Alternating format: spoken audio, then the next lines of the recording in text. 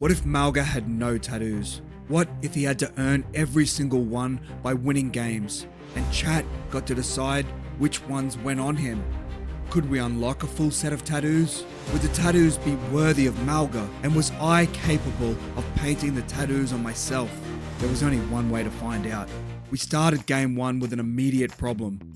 Malga was banned, which was inconvenient considering this was meant to be a Malga tattoo challenge. But that's okay, we go Orisa.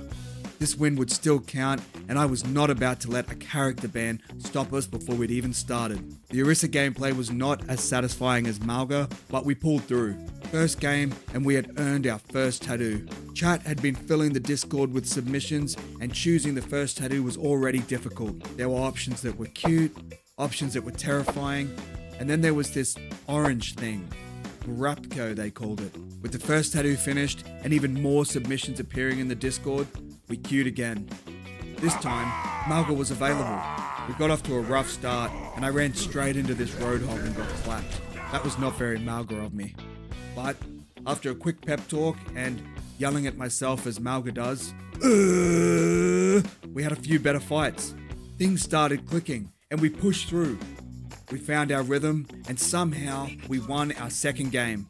That meant tattoo number 2. Chat had given us some genuinely good designs, but the final choice was this controversial tungsten cube. What does it mean? I'm still not really sure, but it had been voted in, so I applied the tattoo to myself as chat had chosen. Seksekwagiki! 2 wins in a row had given us a dangerous amount of confidence. By game 3, we had started to believe that we couldn't lose. This confidence was made worse as we somehow won game 3 as well. Looks like another tattoo, baby! I had to now find my third chosen Malga tattoo. There were ducks with cats. There were some perfectly reasonable choices. And then there was this green, muscly, hazard looking thing. I tried to guide chat towards literally anything else. Chat disagreed. The hazard thing won, and I began painting it on. And I was actually proud of how it was looking, but then I realized that I had left us in queue. Before the tattoo was even finished, we were thrown into another game. At first I thought it was fine. Maybe we could keep the momentum going. We could not. We lost. The confidence was ruined. On the bright side, it gave us more time to finish the tattoo, so I went back to painting. This tattoo was actually looking really, oh my god, we are still in queue. Starting another game with a half-finished tattoo felt like a bad omen.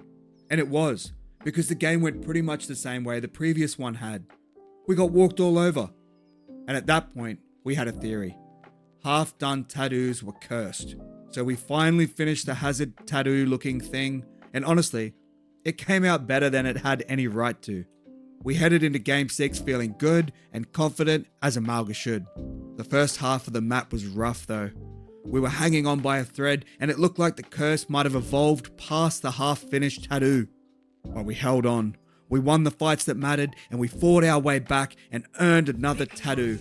This time, chat had chosen Zenyatta with a pink bow. It was somehow both adorable and completely ridiculous, which made it the perfect addition. I loved it. This Zenyatta really is cute. Oh my god, we are still in queue. Losing another game. The evidence was overwhelming. The half-done tattoo curse was real. Once the tattoo was finished, we went in again. Neon Junction was not our first choice, but we went in confident anyway.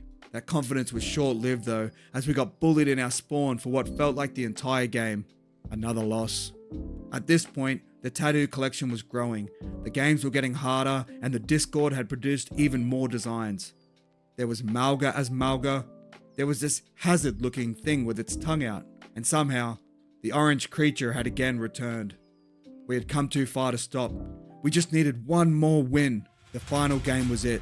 One last chance to earn the final tattoo and complete Malga's collection. It came down to the last fight. No, it came down to me.